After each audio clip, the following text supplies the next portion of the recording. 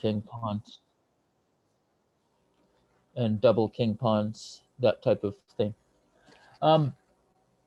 With double king pawns, which I suppose I should discuss, um, after e4, e5, the difference here is that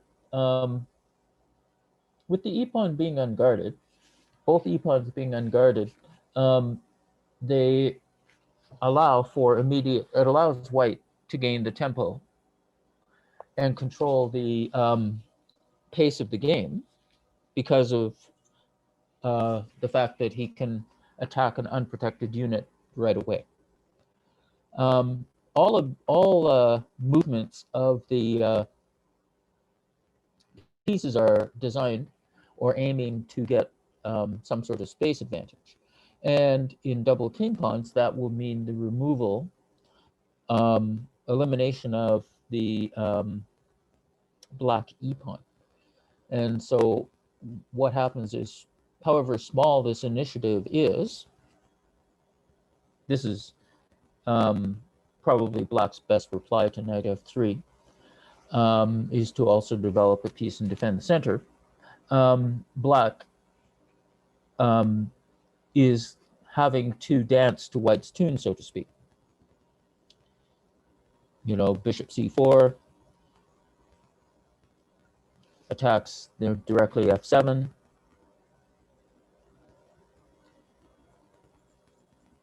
Bishop b5 is the beginning of a long strategic line in the Ruy Lopez, whereby black or white develops his pieces and seeks to gain the initiative in the center by either c3 or a direct d4. What the Sicilian defense aims to do is prevent white from establishing his ideal center. So by playing c5, knight f3, A does not gain a tempo. And B, when this pawn comes to d4, black's intent is to eliminate it and then have two central pawns to white's one. Okay? What this will mean is that black has the potential to roll his center pawns forward with advantage after some preparation. So what c5 aims to do is say, you know what? I don't want you to establish your ideal pawn center, and I want to obtain a central pawn majority and move my pawns forward and kick your pieces out of the center and gain some sort of attack. Of course, white is not so compliant with this and has several moves to choose from.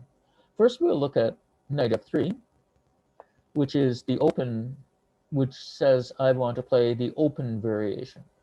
What is meant by open variation is I'm going to put my pawn in the center, and when you capture, I'm going to have greater piece activity. Remember, chess is a game wherein we're aiming for piece activity, and superior piece activity gives us more choices. So knight f3 is the main line, and there are several variations where black will have to know a lot of theory. What do I mean by a lot of theory? Well, you'll have to know several moves, and you'll have to know why they are being played. All right, so after knight f3, black has a ton of choices. They can be d6 or e6. It could be d6 and knight f6 or knight c6. And several awkward moves. Well, there's a sharp variation involved in the Nimzowitsch variation here, which is knight f6. Those are the main possibilities that black should consider. Now, there are other other ones, but they cause some problems. For example, you might think that after knight f3, so e4, c5, and knight f3, that you can place a pawn in the center actively by playing, for example, d5.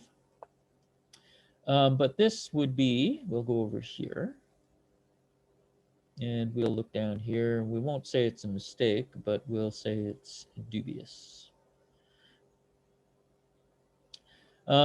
You might think that since white hasn't made any preparations to prevent your playing d5, that you can play it. However, after e takes d5, and queen takes d5, and then knight c3, what white has gained is he's brought out two knights essentially for free and obtained the open e file, and will be able to bring out another piece with tempo after the queen moves. Say she goes here, for example, for the lack of a better move. And then bishop will come out easily to c4 or b5, depending on white's inclination. So advancing in the center and trying to eliminate the central pawn with d5 on move 2 is not a good idea. Okay. But we should be aware of why it's not a good idea.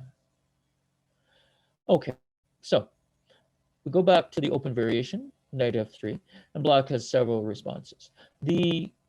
It's a toss-up between e6 and d6 as to what you will do on the second move. At this particular level of understanding and preparation, I would not recommend going for the Shyveshnikov variation, which features knight c6, and then d4, and then cd4, knight takes d4, and then knight f6, and after calling the knight to c3, playing e5. Now, the idea of the Shyveshnikov is to obviously gain a tempo and force the knight to retreat from the center. The Shyveshnikov variation is a very complex line, but it requires probably you to know about 20 moves of theory just to be able to hold the position. The best move for white here is not to capture the knight here at c6. This is not a good move because it helps. Okay. We will make this a red arrow. Knight c6 is not a good move because it calls the pawn to the center and gives black his desires. What are his desires? Well, he has enhanced control over the d5 square. The pawn is controlling that along with the knight, which means he's going to be able to play d5 fairly quickly. There will be a modest bit of preparation, but he will get the freeing advance d5 in, and he'll have two pawns to 0 if white's e-pawn captures the d-pawn, and he'll have the possibilities of rolling the center. So helping white or black to develop his game is not a good idea. Okay, so then, Roy, why are you recommending, showing me the Shyveshnikov and, saying after e5, everything's good?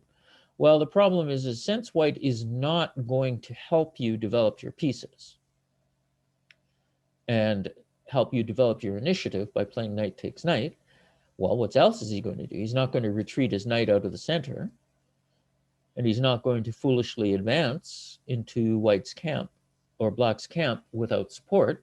So what's he going to do? Well, he has another move that he can play, this one here. And by playing knight to knight 5, knight b5, he secures a modest initiative because of the attack on the d6 square. And by playing, by threatening to play d6, he forces a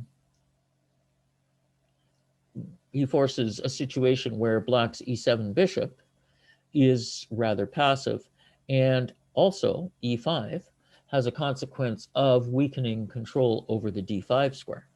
So the strategic battle will center around playing for control of the squares d5 and d6. And since black can easily defend after e5, knight b5 can easily defend the d6 square, white contends for the d5 square.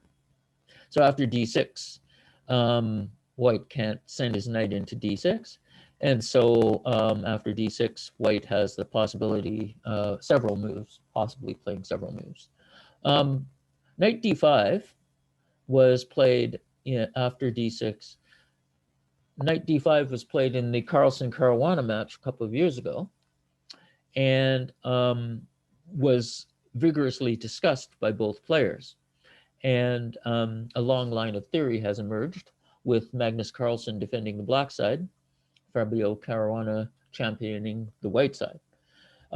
So variations come in and out of fashion. And since this is a difficult strategic variation for you, I would recommend that you not go into this line, not right now, but you should be aware of it. Why should you be aware of it? Well, when you play e4, there's a possibility that your opponents may play the Sicilian, and then depending on your inclination, you could either play the open variation or different kinds of closed variations. A closed variation would be one where you don't establish the pawn at d4 on the third or fourth move. So I would not recommend the Sveshnikov because it's a difficult opening to handle at your level without a lot of theoretical knowledge. But you should be aware of its existence. All right, so we'll go back. Are there any questions about this so far? Feel free to ask them. I'll try and answer your questions if there are any. All right. So there are different flavors of Sicilian. Knight f3, and black can respond after knight f3 with any number of moves, but the most popular is a toss-up between e6 and d6, and more common will be this variation here. Okay, what's the purpose of d6, you know? Well, first of all, it prevents the advance, or it slows down the advance of the e-pawn to e5. Secondly, it allows for the development of the bishop, possibly to g4, although this bishop never seems to go here in the Sicilian. It seems to rest on d7 or b7. But after d6, white then follows through with his desire to play d4. So he plays here. All right, with this he gets, of course, the development of the bishop, attack on squares in the enemy camp, opens the queen, so he gets lots of stuff going here. The main idea, of course, is what you should try and do in the opening, as you all know, is if possible, you should create a threat with your moves. So this has a direct threat, and that's simply to play pawn takes pawn here. And if pawn takes pawn, then queen takes queen. And after king takes queen, white has gained a considerable advantage, that being the king stuck in center in an open game. Now, with the queens off the board, let's just discuss this for a second. We'll go back to knight f3, d6, d4. And black plays, say, I don't know. Well, it's hard to say what he could play here that is completely disadvantageous. But supposing he tries bishop g4, saying, okay, I'm going to pin your knight and tie you down, get your double pawns. After I play pawn takes pawn, you play queen takes. And since their queen isn't guarding this knight, I'll take this off. You'll take here and you'll have double pawns. So that's black's seemingly black's threat. But white goes and plays pawn takes pawn, and after pawn takes pawn, he plays queen takes queen and king takes queen.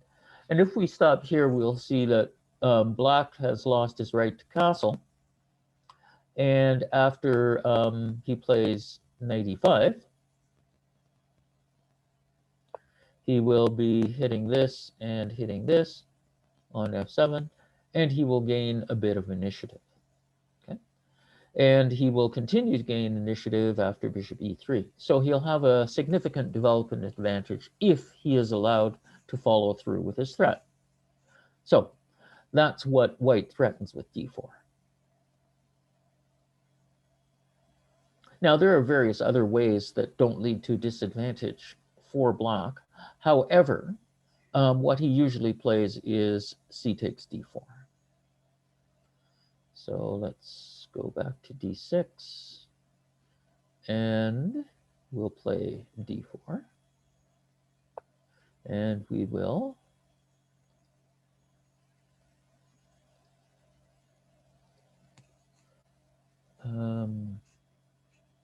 I want to, oh, there we go. I want to promote that variation. Okay, so d4. So in the line with knight f3, after d6, d4, we don't want to play bishop g4, so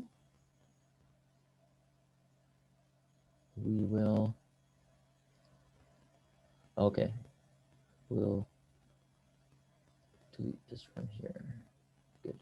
So we won't play bishop g4 and lead to an inferior line, but we will follow through with pawn takes pawn. This was the main objective with playing our pawn to c5. We want to eliminate that d pawn and allow us 2 pawns in the center. Now, white again has several responses. Queen d4 has become fashionable of late. Well, fashionable at the lower levels.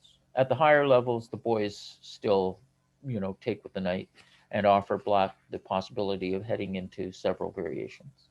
Queen d4 is popular because it allows for a quick development, although white will have to be prepared to give up the bishop on f1 if he wishes to keep the queen in the center. I missed 15 minutes of the class. Sorry.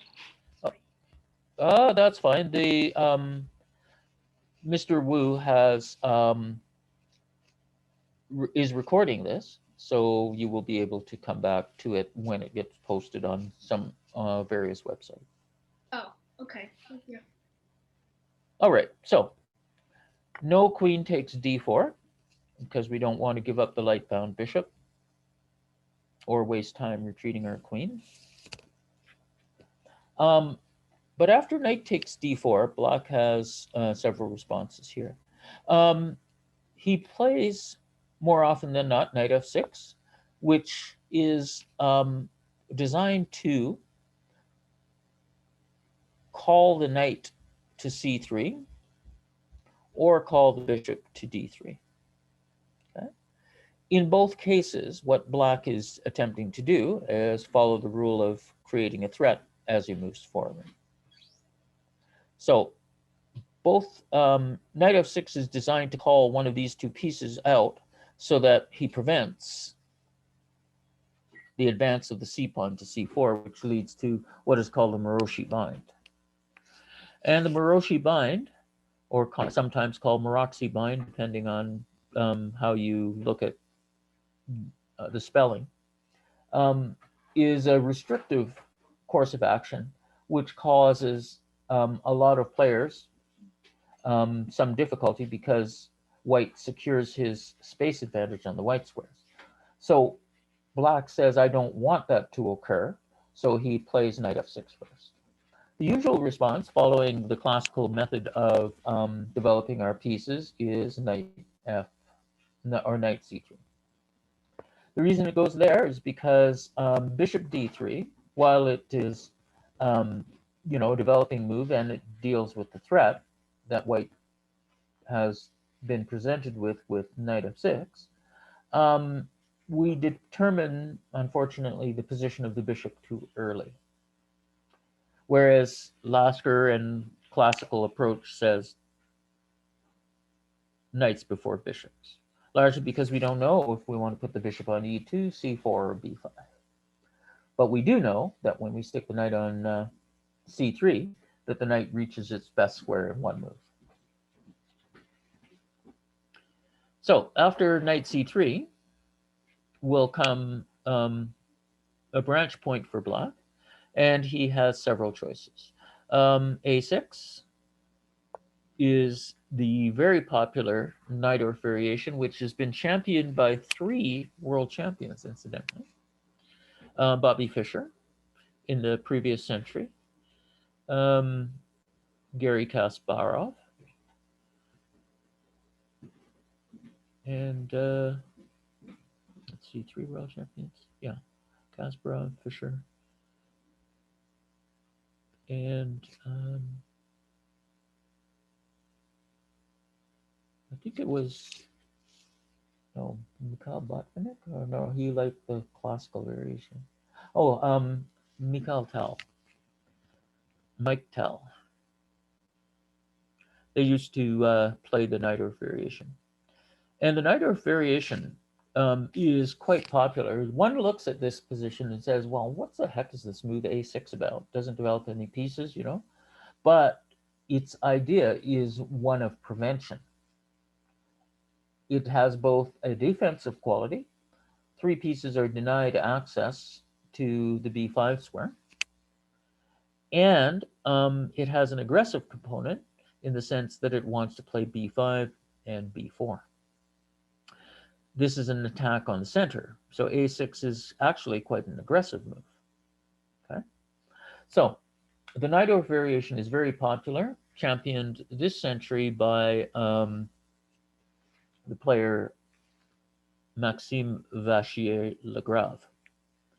He always plays the Najdorf exclusively, and perhaps is the most knowledgeable player about the Najdorf variation and its transpositions in the world. All right, so a6 is one possibility. What you are going to encounter, should you play the open variation and meet d6 on move 2, the one you're going to encounter more often than not is the very aggressive g6. This is the beginning of what's called the dragon variation. It gets its name, I suppose, from the constellation of pawns that look like this. So it looks like a flying beast across the sky. And its main aim is the aggressive placement of the bishop on the fianchetto, and aims to use the c-file quickly in order to get some attack in the center. And this is helped, incidentally, by the fact that on our first move when we played c5, what we did was give ourselves the ability to eliminate the white d pawn. And by doing so, the bishop that arrives on g7 will not be easily blockaded.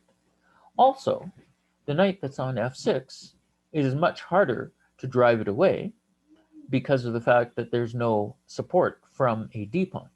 And this differs considerably from the other fianchetto variation that you can encounter, which is which is called the Pirt's defense. So I'll go back to the beginning. Let's see.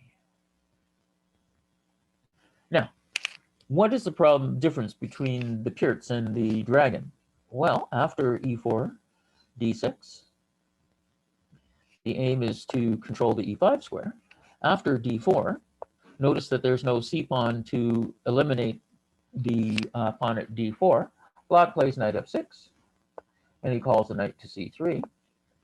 And after g6, we find that after f4, for example, one of the sharper and more aggressive lines, that already this move here can be considered and played, and it causes some problems because after pawn takes pawn and pawn takes pawn, we have the knight at f6 being driven away.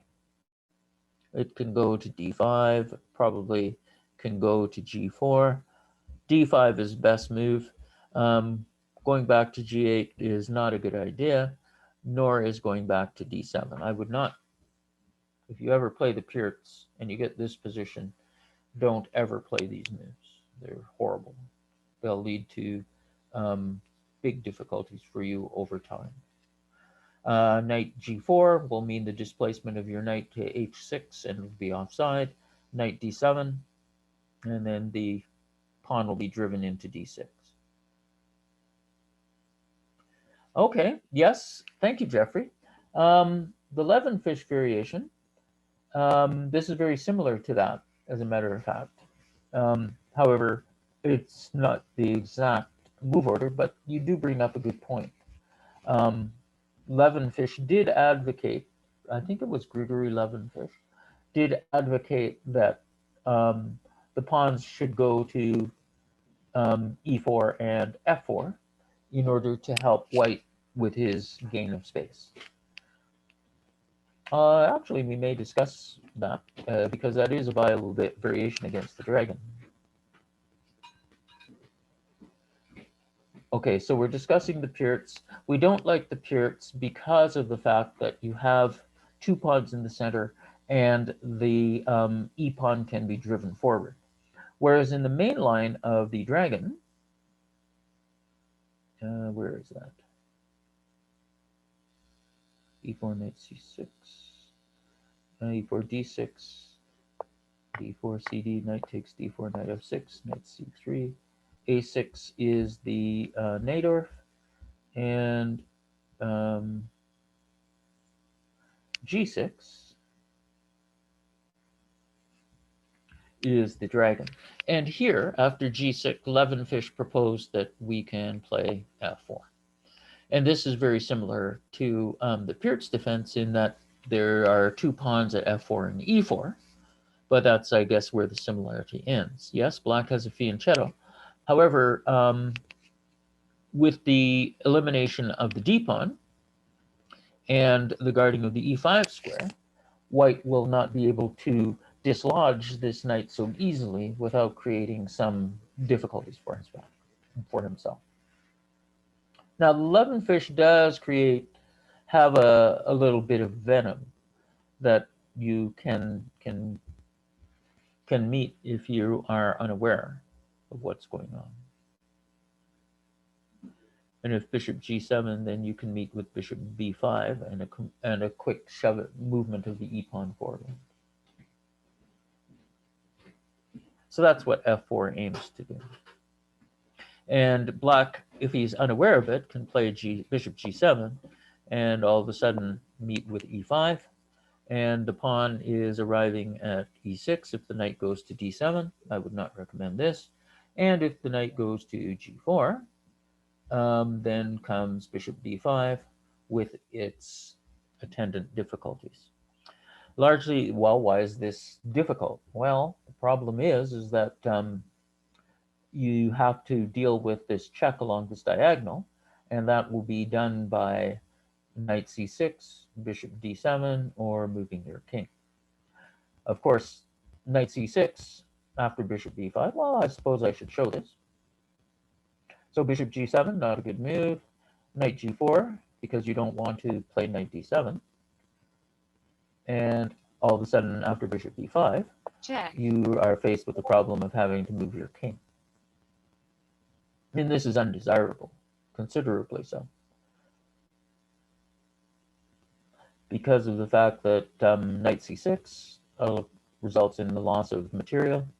Knight d7, of course, will result in the loss of the knight at g4, and same thing with bishop d7 will result in the loss of the knight at g4. So Levenfish is one of the ways of dealing with the dragon. It's quite sharp, but if black knows to play knight c6 and challenge the knight at c6 before developing the bishop at g7, then he doesn't face a lot of problems. Although you can research this on your own by going to chessgames.com or any opening database or any number of videos that are available online in this stuff. So the Levenfish variation is a possibility against the dragon. So f4, a little bit of research. What will happen now is after g6, f4 is possible. But what white will do is he will possibly play, well, he has a whole bunch of possibilities here. He'll probably play possibly bishop g5, or more likely bishop c4, which is the main line Sozin dragon. Bishop g5 has its ideas, that being the elimination of the knight at f6, obviously, but secondly, quick development. Bishop g5, bishop g7, and queen d2. And already white is planning to play his bishop to h6 and eliminate, if possible, the defender of the dark squares. That's strategically what he would like to do, right? And once that bishop is gone, these light squares, the dark squares, will become natural resting homes for white's pieces. So after g6, bishop g5 is a possibility. What will happen, though, is most likely bishop e3. Okay, what's the idea of this? Well, I don't want to play bishop g5 so much, and I want to guard the center here and prepare the fianchetto, and I want to set a trap for you when you play knight g4, and I play bishop to b5. So after bishop e3 will come bishop g7. Now, when you hassle me, I will be able to play knight g4. And white will continue with bishop c4. Here he has a crossroads. Bishop c4 is not so accurate, so he might decide to play. Most likely, you will meet f3. f3 has two ideas. First of all, the main one regarding the center, but the second one of supporting g4, which is an attack on the center. Pawn is going to go here, and you're going to have difficulties as regards your central white squares as black. Also, g4 is the prelude to h4 and h5, and h takes g6, opening the h line, so that I can then play queen d2, bishop h6 takes g7, and then stick my queen over here and mate your king. It seems rather simple and straightforward, but it's aggressively simple and straightforward, leading to a significant advantage for white if black doesn't know what he's doing. So after f3, it's a good idea for you to continue challenging the center, knight c6. Again, white doesn't want to do this because the pawn comes to the center, and it's no longer safe for white to go for opposite side castling. So after challenging the center will come queen d2. And this is an important point, right? Queen d2 aims at castling long. What white wants to do is use his assets, which are greater amount of space, half open d file, and better development. So what he's going to do is going to castle long and go for flinging the g and h pawns down the board, following the principle that the first to arrive with more firepower, he who arrives with the mostest, has better chances to win. So will come queen d2. And this is an important point. What black is saying is he's saying, I don't care if you can play d5. This is not necessarily advantageous for you.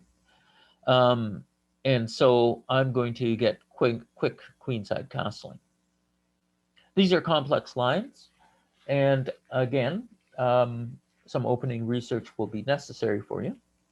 And many opening lines can be found with video lessons or tuning into your favorite streamer and doing a search for when he discusses this particular opening. So white says, I want to castle long as quickly as possible. Black says, okay, I'm going to get out of the center and prepare to make a movement there. And we go here. And here we are at the 9 castles variation. It's important for Black to know that he should play d5 here. Not knight takes knight and bishop takes, although that is a possibility as well. The idea being here is to exchange a couple of pieces and deflect the bishop away, and then aim for a quick bishop e6 and d5. But Black should, in this position here, not help White develop his game, because White's intent is to go bishop h6 and take here. So if you play knight takes knight and draw the bishop here, then you've essentially helped White do what he wants to do, which is exchange the dark-bound bishop. So he'll then play g4 and g5, and after your knight moves somewhere, then he'll take on g7, and then play h4, h5, and aim to open up the position, saying that since he has better development, his attack will arrive sooner than yours. So you don't do knight takes knight, but you continue developing with d5. This leads to a sharp gambit, and that is after d5, White will play knight takes knight, pawn takes knight, not so good. But after d5, what the idea is to get this quick de4 in. But the problem is that there's going to be various tactics based on knight c6 and knight e7. Although Black is going to gain a significant and manageable initiative. However, another way to play is bishop d7. Bishop d7 has as its aim a quick queen a5 and rook at f to c8 and tremendous initiative down the c file. Okay. Both sides aim to use their assets, and those assets are the semi-open file for Black, c8, or the c file, and the semi-open d file for White, as well as having the Yugoslav pawn formation, which is this one here, and be able to play a quick g4. The idea is to attack the center and support an attack by the h-pawn on the h5 square. Now, the important thing is here is White has kept 2 tempo in his hand by not playing bishop c4 and bishop b3, which occurs here. So knight c6, and then bishop c4. So White says, you know what? I'm aiming to put the bishop powerfully on this diagonal, support the d5 square, and prevent you from playing d5 yourself. This is the Sozin variation. And what happens here is that after castles, and then queen d2, and then bishop d7, and then castles. The difference here is that since this bishop is vulnerable, on c4 it's unprotected, Black gets time to play knight e5, and after bishop b3, he can then choose between a5, queen a5, and rook at h8, and these ideas are aimed at using the c file in order to the idea of queen a5 is to allow this rook to come across. So White aims, or Black aims, to quickly use the c file. And the difference between this variation and the other,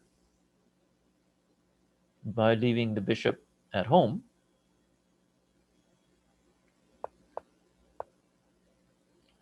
where is it now?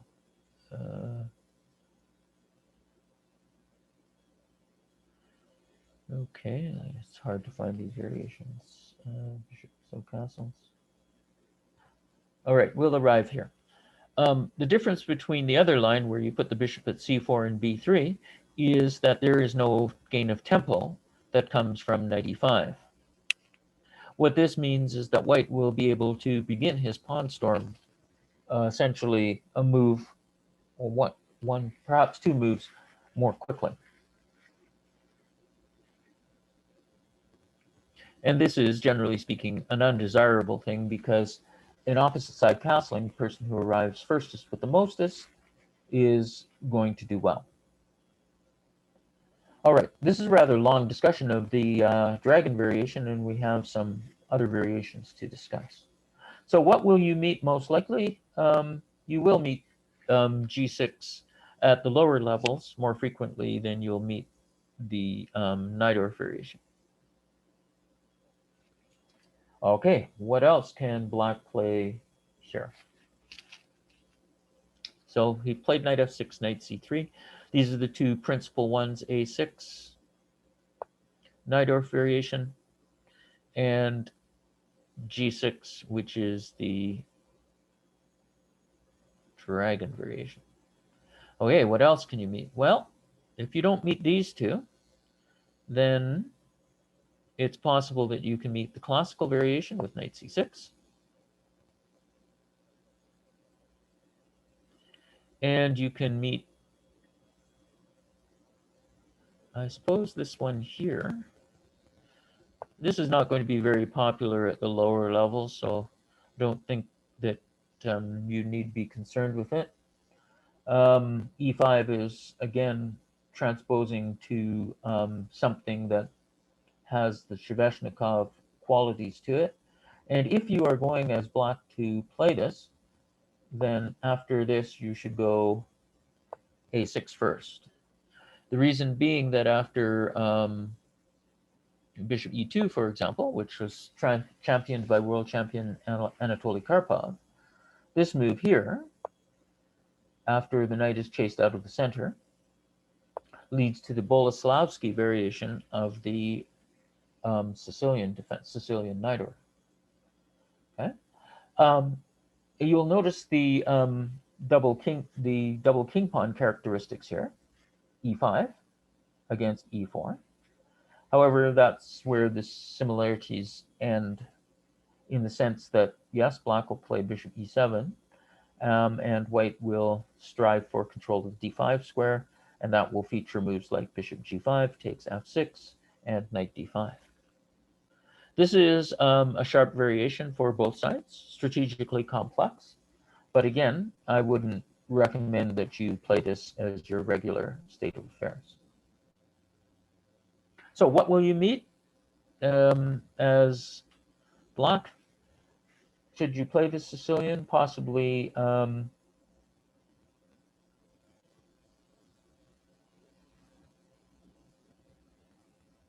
if you play d6, white will probably play here, and then you're at a crossroads, and you can play g6 or a6. That will require some research. You could play the classical variation with knight c6, and I don't right now recommend that you play e5. Although, whoops, sorry about this, guys. I don't recommend that you do this, and we'll just delete this from here. So g6, a6, and knight c6 are what you will meet most often.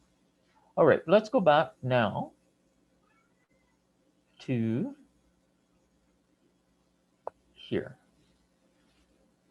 This characterizes the open Sicilian. However, there is another flavor of Sicilian that you can play, and that is knight c3. This is called the closed Sicilian. The reason it's being so is that white has no intention of shoving up the d-pawn in the first 3 or 4 moves.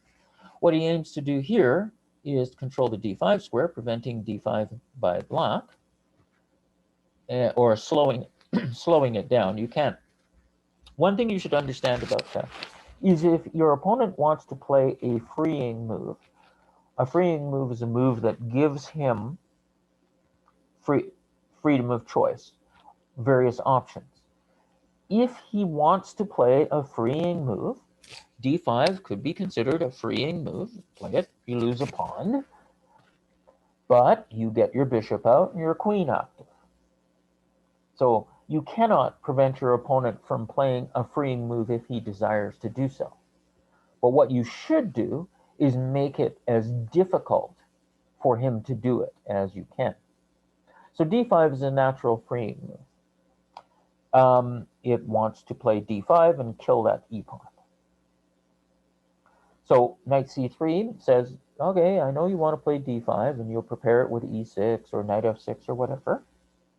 So I'm going to make it difficult for you to play that. You're going to have to work hard to play d5. And this is what knight c3 does. The consequences of knight c3 are enhanced control of d5, guarding e4, and controlling the b5 square. However, it blocks the c pawn, and it delays or slows down for a time the development of white's king cell. Here, black usually plays knight c6. Also, I've noticed that d6 is being played. Also, you can play to d6. And this offers, after knight f3, black offers white the transposition into an open Sicilian. So essentially, black is going for a setup playing c5 and d6. But what you will encounter is, if you decide to play the Sicilian as black, or you play e4 and white plays the Sicilian against you, what you will find is that after knight c6, what black is doing is he's saying, you know what, I'm going to play d5 eventually, but I'm going to consolidate my control over the d4 square. And this is leading to the English opening with a tempo in hand, or with a tempo less. The English opening, for those of you who don't know that, is c4. Let's go back here. The English opening is 1 c4, and then after black responds knight f6, and say knight c, and then e5, what we have here is an English opening with black having a tempo less. Or sorry, a Sicilian defense with black having a tempo less. This is a strategically complex approach. As you get stronger, you will encounter this variation of the English opening, and it's strategically complex. Essentially, what black is doing is he's going to play white with a tempo less, and white is going to play black with a tempo more. Okay. So what we have here with knight c3, where is it? Yeah. What we have here with knight c3 is an attempt to allow black to play an English opening with colors reversed. Now, this branches off right here into a complex. You have two main moves here. You have g3, which aims to have the dragon type of attack here. White thinking that since the dragon is okay for black, it must be better with a tempo more. And of course, you also have bishop c4. You have f4. Let's see, knight c6. And then you have g3. You also have f4. And the popular bishop c4. Bishop c4, this is, okay, this is a double-edged move. It's not thought to be very good for white here because of the fact that black quickly gains a tempo against this bishop at c4. So he gets to advance his game considerably by playing e6. And after knight f3, knight f6, castle, and then d5. And after pawn takes pawn, the bishop is hit, It will go to various places, bishop b5, maybe the rook will go to e1 and the bishop comes to e6, or the bishop goes to e7 to block the attack on the e-file. And because of the tempo gain against the bishop and a possible movement of the pawn into your opponent's camp, black gets an easy road to equality. So this is why the bishop should not go to c4 very quickly.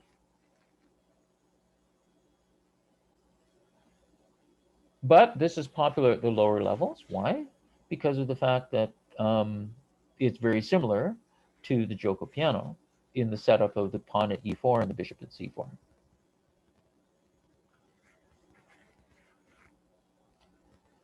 Of course, I'm covering this material quickly because I want to get to other lines. So this is one flavor of closed variation, knight c6. The other, or knight c3. The other feature, other closed variation is c3. This is the Alpin variation. What's the idea? Very simple. I want to play d4. I want to play d4 and establish two pawns in the center. Your c5 prevented me from easily doing so, so I consider that, okay, I'll be insistent and play c3. Of course, you can see the immediate advantages and disadvantages. Sure, we get the opportunity to bring the queen out, but we block the natural development square. Sorry. We block the natural development square for the knight. And because of doing so, black takes immediate advantage of this and can either play knight c6, encouraging the pawn to come forward, but giving the knight activity on the d5 square. And what you will more likely encounter is d5. Since the knight can't come here and hassle the queen, she can come out, and after pawn takes pawn and queen takes pawn, black has an aggressive posting of the queen in the center. And from here, she inhibits the development of the bishop immediately, and she puts pressure down the D line. And of course, she has achieved the objective of the objective of the e-pawn openings, which is to eliminate the enemy e-pawn. White, of course, after the Alpins will play d4, and black has a choice here of playing pawn takes pawn, or moving the knight out here, or moving this knight out here. What he is saying with the movement of both knights and delaying pawn takes pawn is that he doesn't want your knight to come to c3, and he wants to develop as quickly as possible his knights and his kingside bishop. This is becoming an increasingly popular course against the Alpin, and what white should do if after this in d4 black doesn't take this, then white should aim to create a threat, which is pawn takes pawn, and force black to play pawn takes pawn, and after pawn takes pawn, he'll be able to bring his knight out to c3.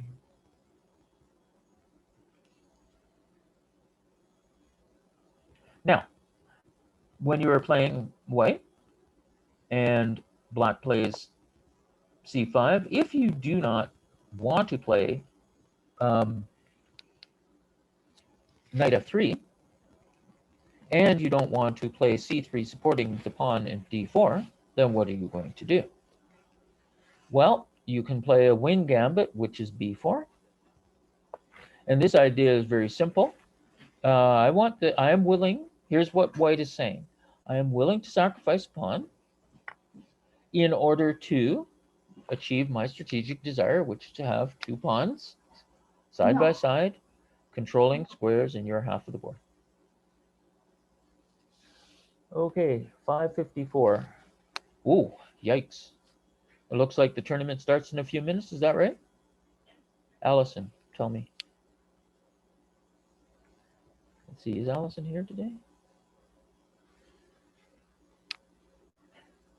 Nope. Yep, the tournament starts in a few minutes. Thank you, Brighton. Okay, so Wing Gambit can be played. Oh, make sure all of you guys have entered the tournament. So step out and register for the tournament. I think Mr. Wu will put the link in the chat for the tournament and then join if you haven't done so already.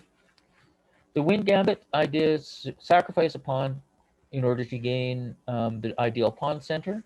White isn't so concerned with the fact that he's lost material. Everybody's still on the board. There are 7 pawns left, and he can use the placement of the pawn at b4. He can use the placement of the pawn at b4 as a means of opening more lines with a3. So Wing Gambit possible. And after white goes d4, black should play d5 and force white to freeze the center with e5 or surrender it with pawn takes pawn. Okay, so you could play a gambit.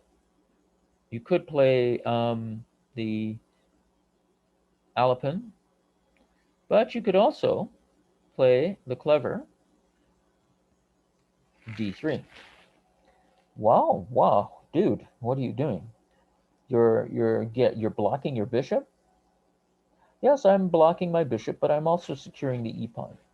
Why I'm doing that is because I want to, when you play d5, I don't want to surrender the center with pawn takes pawn. I want to support it with knight d2. And this is the beginning of what is called the King's Indian attack.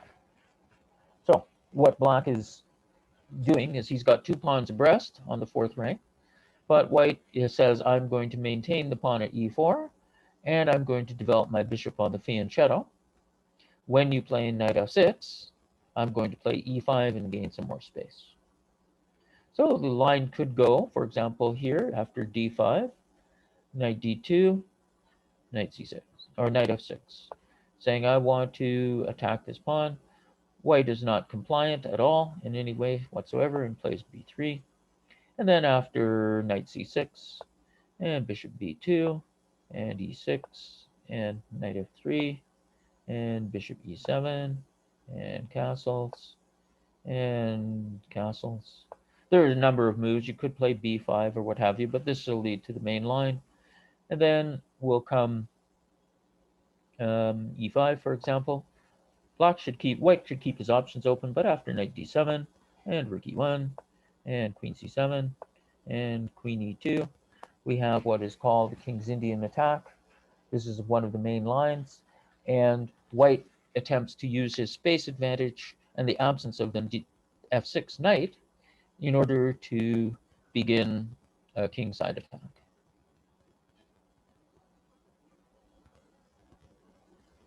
And he aims to just infiltrate on the king side.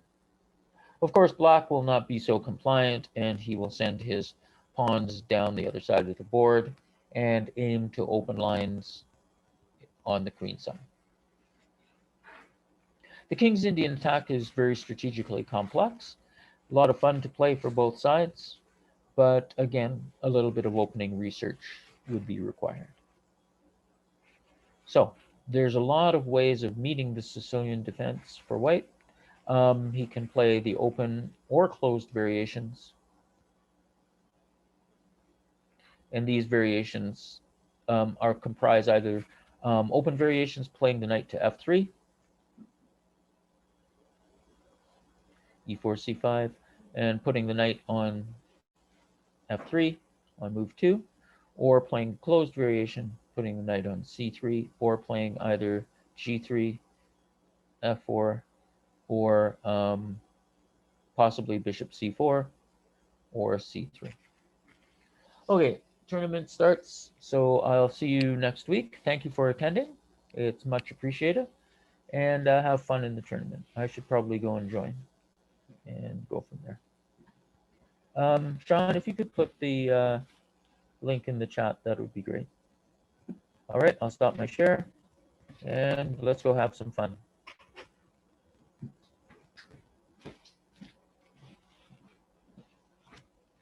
Good luck, boys and girls. Kick some ass.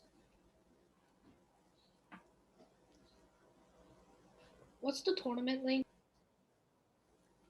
That will be in the chat, I think. Oh, it's not there? Okay. Okay, I'll go get it. Sean, could you put it in there, the tournament link?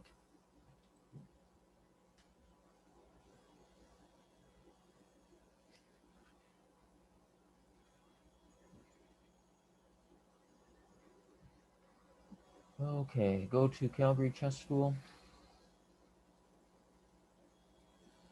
Oh, I found it. Okay, if you could put it in our chat, that'd be good. Or if you are requesting it and have found it, that's great.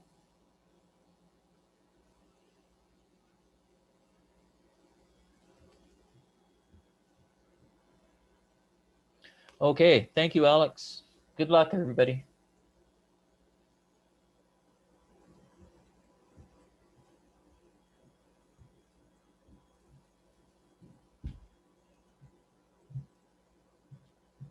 There, it made it even.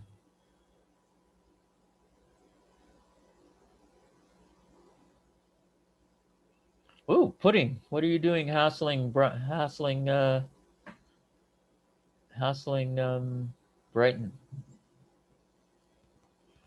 Okay. Join the game. All right, E4, C5. Ready. Ooh, Cobra. All right. I'm going to play D3.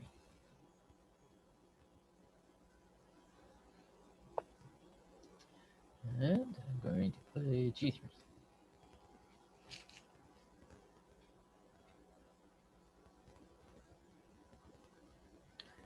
Okay. So, what am I aiming for?